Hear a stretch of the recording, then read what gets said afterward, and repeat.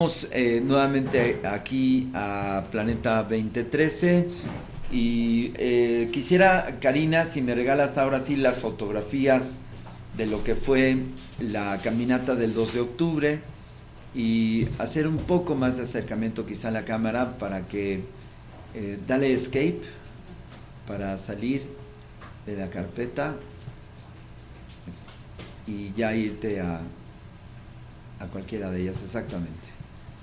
Entonces, esta secuencia nos permite el estar ahí en Tlatelolco, recuperando ayer a las 7:30 de la mañana, el que se reuniesen los que han sido portadores de este antiguo mensaje espiritual, de el despertar espiritual de México, que promoviera desde los años 70 Antonio Velasco Piña a través de una obra que pues todos leímos, Regina, del 2 de octubre. ¿Y por qué es este asunto de utilizar este día en conmemoración para llevar a cabo este trabajo espiritual?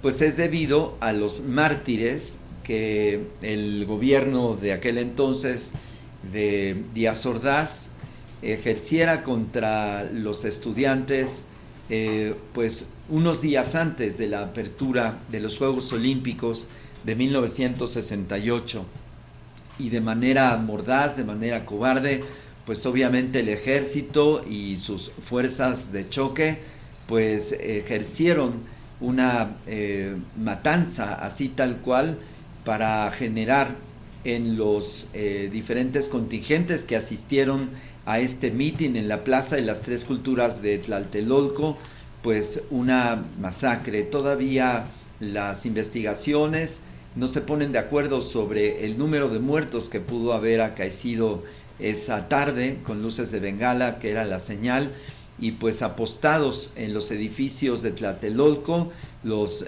paramilitares empezaron a disparar contra el ejército y así presentar la evidencia artera, cobarde, de que habían sido los estudiantes los que debieron de haber atacado el ejército, cuando esto nunca fue así, porque se manifestó siempre que estas actividades eran pacíficas, en donde se sumó obviamente pues el colectivo de trabajadores, el colectivo de las familias, de los estudiantes, se sumaron otras universidades y pues gracias a este hecho México despertó.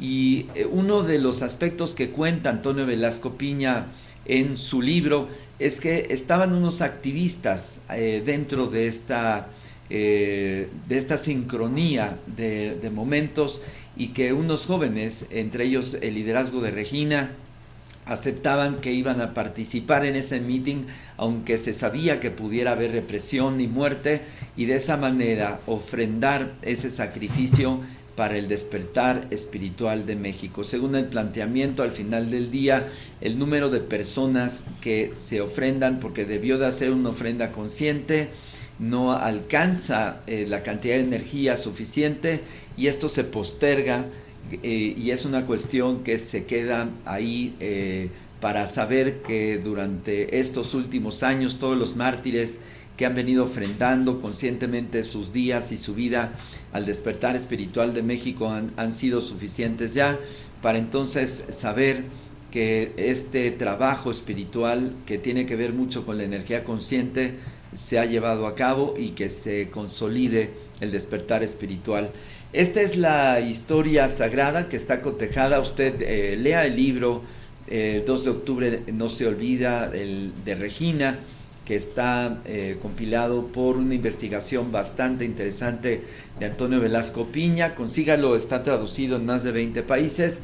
Y bueno, quienes hemos venido trabajando por la parte de la conciencia del despertar espiritual de México hace pues más de 30 años, hemos venido reuniéndonos con grupos, con organizaciones, y de esta manera pues ahí en las fotografías usted ve que está Alberto Ruz, que es el primer testigo, está Michelle Butón de Xicome, están obviamente las mujeres del círculo de Regina, y tanta cantidad de gente que a lo largo de tantos años ha trabajado por ello. Y uno de los ejes principales de esta caminata pues es el estilo olmeca. En estas novelas de Antonio Velasco Piña se dice que hay 4 diferentes razas y por lo pronto tonos para ejercer el mandato de la energía, y el estilo olmeca es el estilo del silencio, y es por eso que la caminata en silencio es lo que representa la conexión de la pureza del corazón con las fuerzas del universo, y por eso en este caso 5 años o 4 años, cuando el 2 de octubre cae en domingo, recordando esta ofrenda de sangre que ofrendaran estos hermanos en 1968, entre ellos Regina, pues se recuerda, y de esta manera refrendar este trabajo espiritual que miles y millones de personas realizan en el mundo. Ahí en estos fotogramas pues damos cuenta del trabajo impecable y pues muy muy atinado de esta Claudia Santos, esta reportera gráfica de Planeta 2013, que siempre que tenemos un evento masivo, un evento importante, ella está presente con su cámara, y pues le damos el reconocimiento de este trabajo. Si quieres regalarme el fotograma del diplomado de medicina tradicional, pero antes regreso yo con Ramiro para preguntarte tu opinión acerca de estos esfuerzos que se realizan en estos últimos años para recuperar los valores espirituales, los valores universales que fueron custodios los antiguos grupos de pueblos originarios, Ramiro. Pues es básico que sigamos recuperándolos, ¿no? Porque pues ahora con tantos movimientos tan diferentes, creo que pues es básico retomar el espiritualismo también como una parte de nuestro cuerpo, como una parte de nuestra sanación y como parte de nuestra propia vida, ¿no? Qué bien. Pues te pediría, para que no nos gane el tiempo, si nos aventamos otra rolita. ¿Cuál tienes preparado? ¿Cuál tienes pensado? ¿Qué tiempo tengo disponible? Otra vez, tres minutos y medio. ¿Qué vamos a escuchar? Voy a tocar un tema que se llama Al encuentro de las ánimas. Muy bien. Pues hablando precisamente de esa parte del espiritualismo. Y ya enfilados al 1 de noviembre, ¿no? Claro, para que sí. El periodo de honrar a los difuntos, así claro. es. Venga. Al encuentro de las ánimas. Sí. Perdón.